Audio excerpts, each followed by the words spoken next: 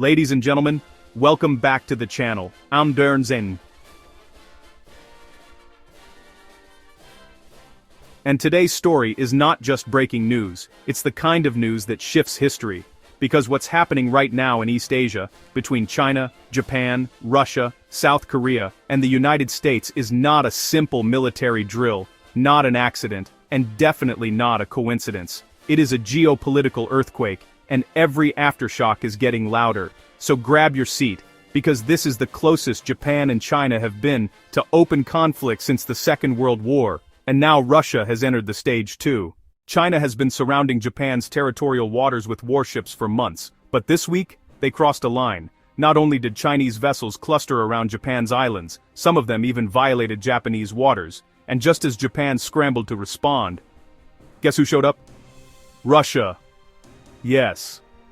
Moscow joined Beijing, sending their own strategic aircraft and conducting joint operations around Japan's borders. It's like the sharks were circling. And suddenly a second predator entered the water. It started suddenly. Radar screens lit up. Sirens activated. Command rooms went silent, because Russian and Chinese nuclear-capable strategic bombers, Tu-95s and H-6Ks, flew directly over Japan's periphery. Not once, not briefly. They circled, they lingered, and they did it together. This wasn't a random flight. This was a message. Japan's top military commander, General Hiroki Uchikura, said the quiet part out loud. These joint flights were clearly directed against Japan. Japan wasn't the only country alarmed. South Korea detected 7 Russian and 2 Chinese military aircraft entering its air defense identification zone. Seoul immediately scrambled its own jets. Protests were filed. Diplomats were summoned. East Asia was thrown into full alert mode. Multiplying threats. Zero trust. Everyone armed. Everyone suspicious. This isn't tension anymore. This is a pre-conflict environment.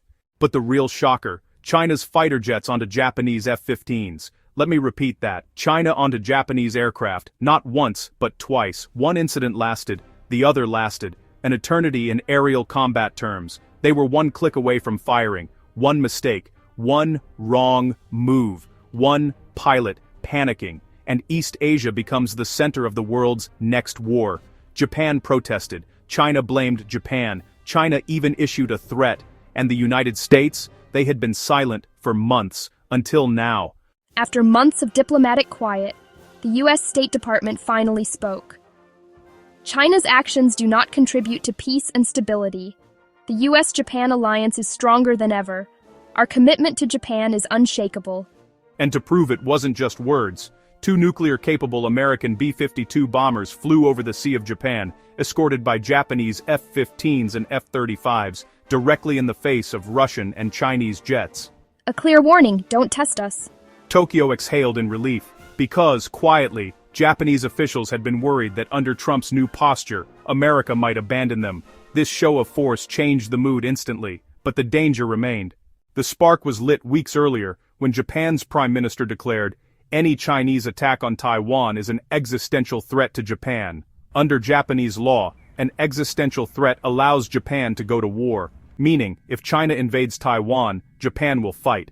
China responded instantly, we're sure, aman respond, it was Biden.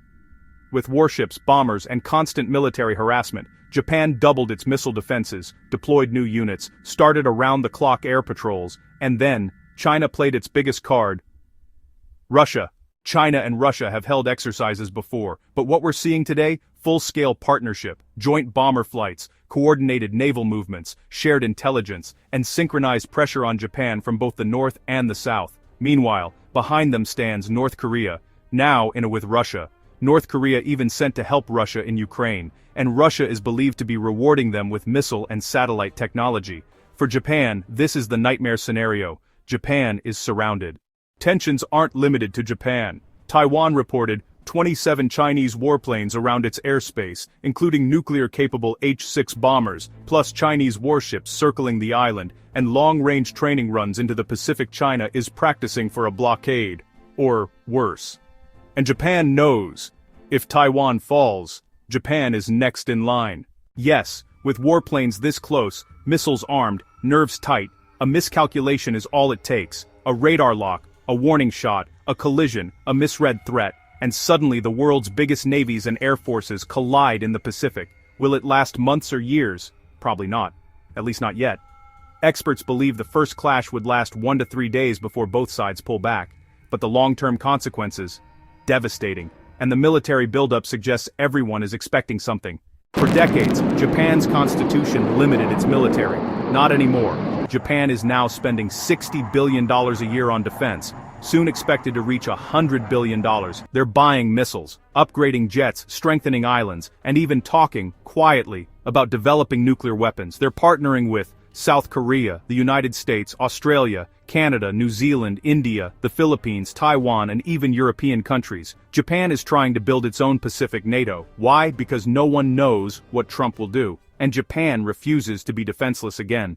In Europe, you have one nuclear country threatening its neighbors. In the Pacific, you have China, Russia, North Korea, the US, Japan, South Korea, India, all with massive militaries, in one giant strategic pressure cooker. This is why analysts say, the world's next big war won't start in Europe, it will start in the Pacific, unless something changes. We all hope not.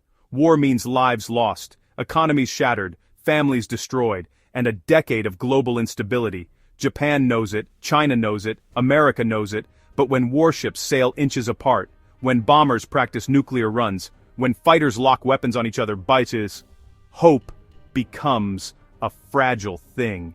This is the most dangerous moment in East Asia in decades, and we will be watching it closely. Thank you for watching. If you found this breakdown valuable, and if you want more deep geopolitical analysis like this, don't forget to like the video, leave a comment, and subscribe to the channel. Your support helps us keep making content like this. Stay safe, stay sharp, and I'll see you in the next one.